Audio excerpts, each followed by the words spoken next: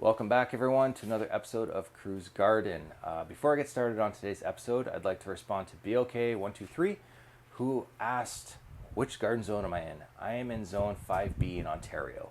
Anyone ever has questions, drop that question in the comments section. I will get back to you. Or if you want to have a conversation, I will drop the email in the description that you can contact me. I will get back to you.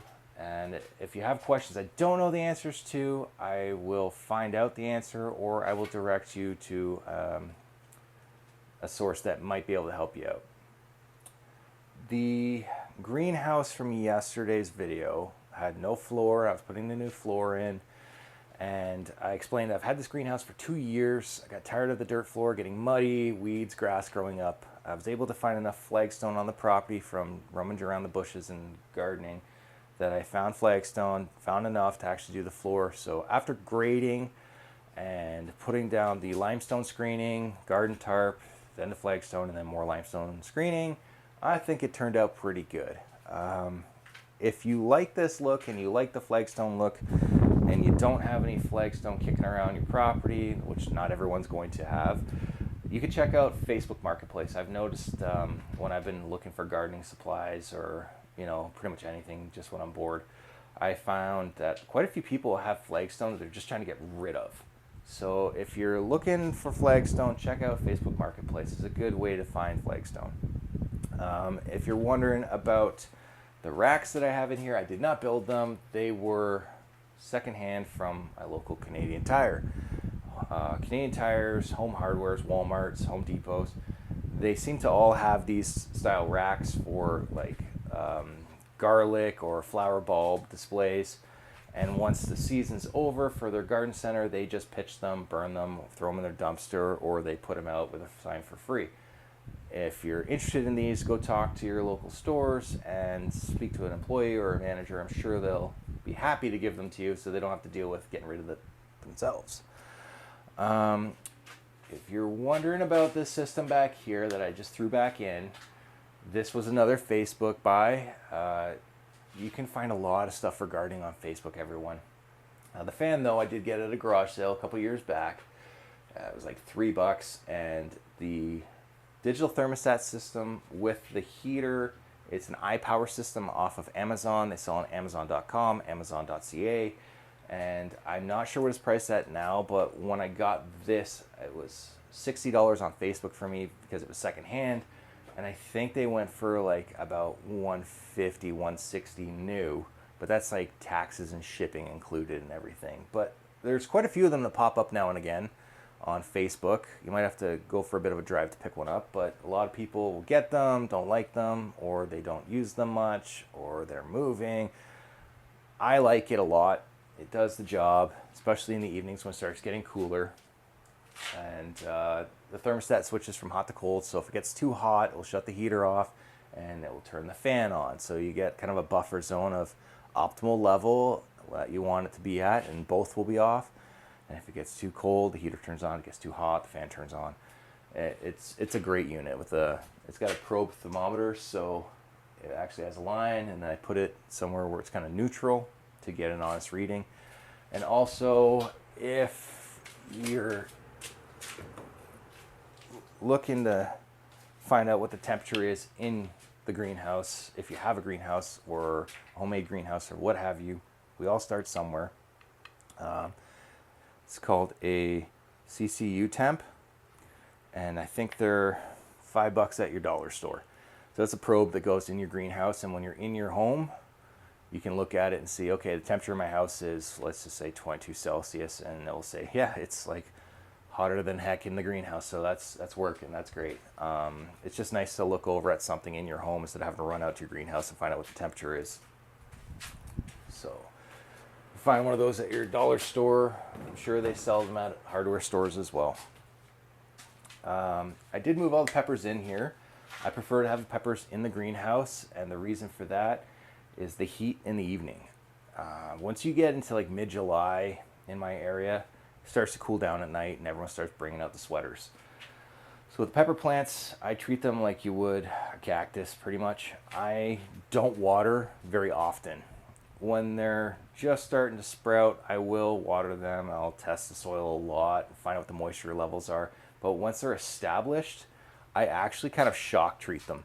I will let them go into shock, and this isn't recommended for everybody.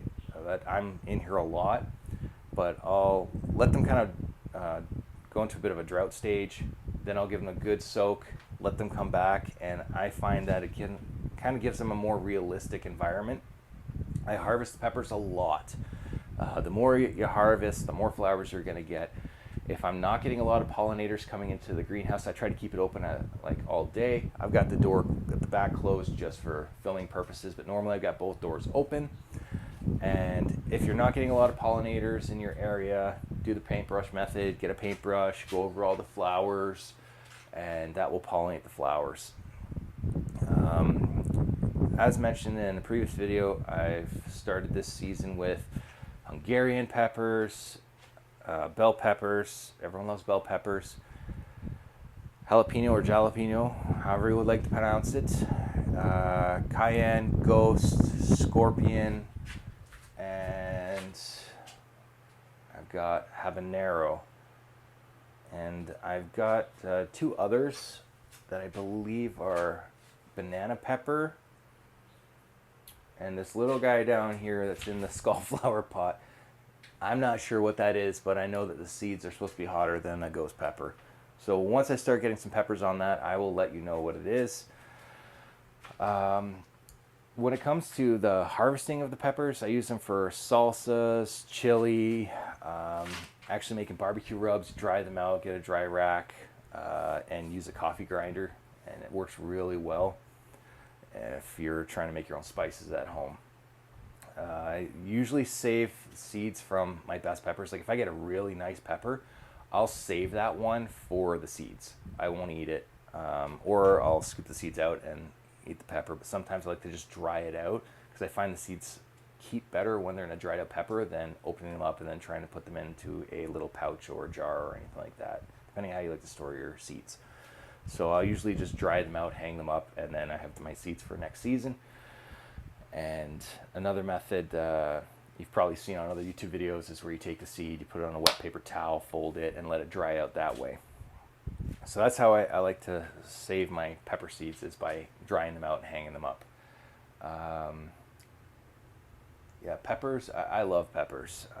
I don't actually like spicy food, but I just like peppers for a little bit of a boost. And they're just fun to grow, and even just to give away to friends and neighbors and family and everything else. I just like growing stuff, like probably all of you do as well. Now, bit of a confession. I know I said I don't like to buy any starter plants or anything, but I found this little gem the other day, and it's a grape plant. I have not grown grapes before, so this is going to be fun. I'm actually going to plant it in a big pot here in the greenhouse, so it will go over all of the arches. And it's, if you're wondering what it is a grape Montreal blue. That's all it says. So supposedly it's good for just eating straight off the vine, or you can make wine out of it. And that's something I like to do, is make my own wine with the raspberries, blueberries, and cherries and stuff like that that I grow out here in the garden. Just something that my granddad did back in the day that taught me, and I just think it's fun making wine, or making mead, if you know what that is. It's like a honey wine. So yeah, it's a lot of fun. So peppers, I move them in here, keeps them going longer in the colder evenings and for a longer season. Harvest them as much as I can, and if I'm not getting pollinators, use the paintbrush method. Dry them out to keep the seeds for the next season, and yeah, just have fun with it. They're a lot of fun. Some peppers, even when you're picking them, I suggest wearing gloves, especially when it comes to like ghost peppers or scorpion peppers, because the oils will get in your skin, and if you touch your eye or something like that, you're not going to have a very good day. So anyways, folks, if you have any questions, let me know, and I'll get back to you. I hope you liked the video. I hope you like how the greenhouse is coming along. I'll be possibly doing a video tomorrow. I might be doing a video tomorrow, might not.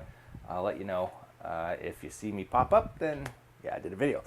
Anyways, folks, you all have a great afternoon, and I'll see you next time on Crewsgarden. And please like, subscribe, tell a friend. I really appreciate the support. And again, if you follow on Instagram, it's Crewsgarden again on Instagram. And yeah, appreciate the support. All of you take care. Have a good afternoon.